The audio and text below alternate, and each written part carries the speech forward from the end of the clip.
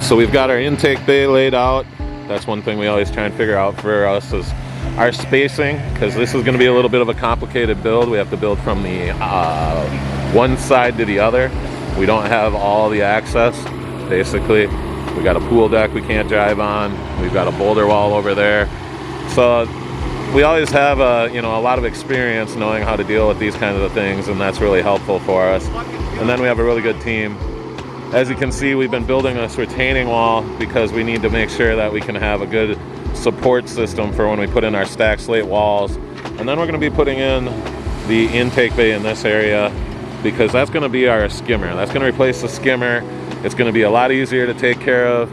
You can see how big that surface area is. Well, that's all going to be pulling in leaves and things to it. So really easy to clean. And if you can't get to it for a little while, that's not a big deal, because leaves can start falling in here and then they can kind of work their way back, and then you can come with a soft tine rake and just clean that up really nicely. But yeah, the team's gelling, everyone's doing really well together, and we're having fun at the same time.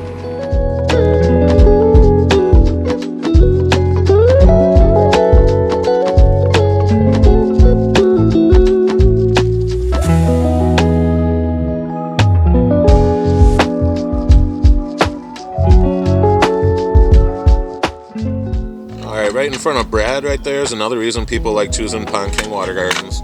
If we do nick a irrigation line, or if we get it where it maybe looks like it's not going to be able to handle everything for the test of time, this case we kind of folded it a little bit with the shovel, we're going to just repair it so that people don't have to worry about digging close to our liner, and we really do our best to protect the liner for you.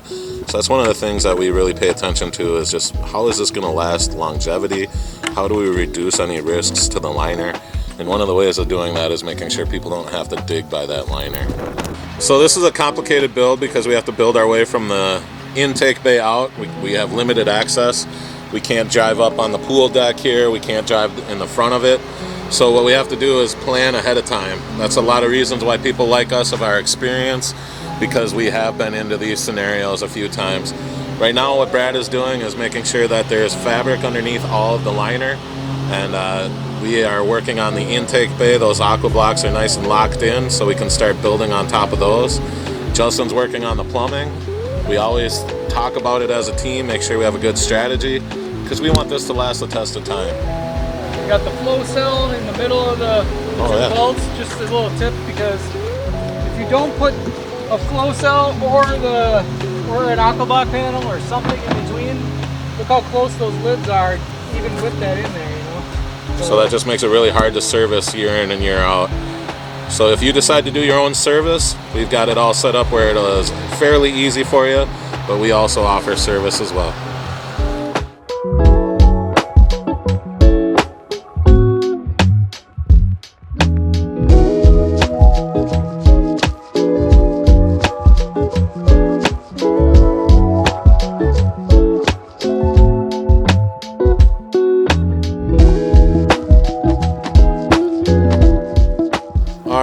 Great day. Took on some technical things.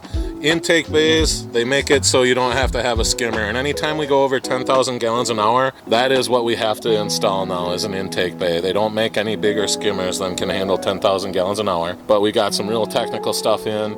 Justin hooked up the pumps to the check valves and got the plumbing coming out of the vaults, and we got in some really big boulders here. So really good day, and what I'm really liking is the way this is feeling like a Japanese style garden with all these cool blue trap rocks, some rocks jetting out in, and it'll come back in, giving us some really cool curvature, really feeling like a piece of artwork.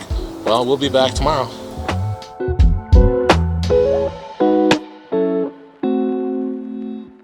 All right, so as I said last night, we ran out of material, so that's why I start the day about 7 a.m. down here at Rock Hard. We get here before they start really getting busy, and what I really love and people really like about our process is that we pick out the boulders custom. Dan and I have been working together for, I think this is our 10th season working together, and he has a really good idea of the things I like, which is really cool because he likes a lot of the same things. And he has seen so many boulders, he knows what looks unique, what's cool, and he knows our machinery, so he knows what we can handle, and that's one of the things that we love working about with each other, is that we have a good idea of what we're after together. So today we're just picking up more trap rock. We've got another full load going over to our job site. We're going to build a retaining wall, we're going to build outcroppings, and we've got a cool waterfall we're going to build. So stay tuned as we're going to be picking out these rocks, getting them delivered. Don't worry if you see any tagging on them, those have been returned. So we'll get those tags tagged off when we get at the job. We're not taking them from anyone. And this is another thing people really love about our process, is just we hand pick our stone. We really are looking for similar things. So he knows what we like, and we just go to town. Another thing that people like about this is that we're not just dropping them. It's not just a dump truck coming in, dropping all the rock. It's actually getting put down with care, so it does a little bit less damage. It's a little bit safer for the clients because if there's kids in the neighborhood, there's not a stack of rocks for the kids to play on when no one's watching. And if kids play on a stack of rocks when no one's watching, that's when they can slip and fall and really hurt someone. So this is what we really love about our process, is we kind of consider everything, the whole big picture, the big story, what's your neighborhood looking like, things like that. So yeah, this is what it's like with these boulders down here at Rock Hard Farmington. And that's Boulder Dan doing his thing. Love that guy. Alright, so we got the fire department here, and they're getting ready to figure out how we can fill up the pond. So we'll have it filled up in no time. A lot faster than the garden hose. That's kind of exciting. So that's another thing to consider when you're looking at hiring, is how do we want to fill the pond. A lot of times we're filling them over a few days with the garden hose, but in this case, if you have access to the fire department, we can call them in, or we can bring in water trucks. It's really up to you guys.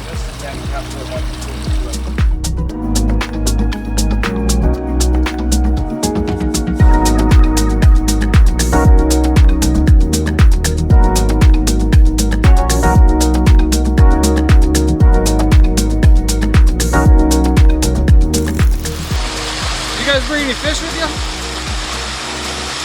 Fish and chips. Fish and chips. Yeah.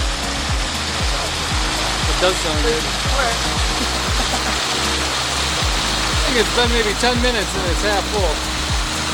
This is the fastest we've ever filled a pond. Yeah, thank you. Thank you for your service. Yeah. Look at that. Alright, we've got an awesome Japanese maple. Love it when our clients pick out some of their favorite plants that we can put in. Now we just have to find the right spot to put this guy. These guys are working on something for us right now. They're getting ready to get this BioFalls in a good spot so we can plug it in, and hopefully we can let it run for the weekend here. But we're trying our best.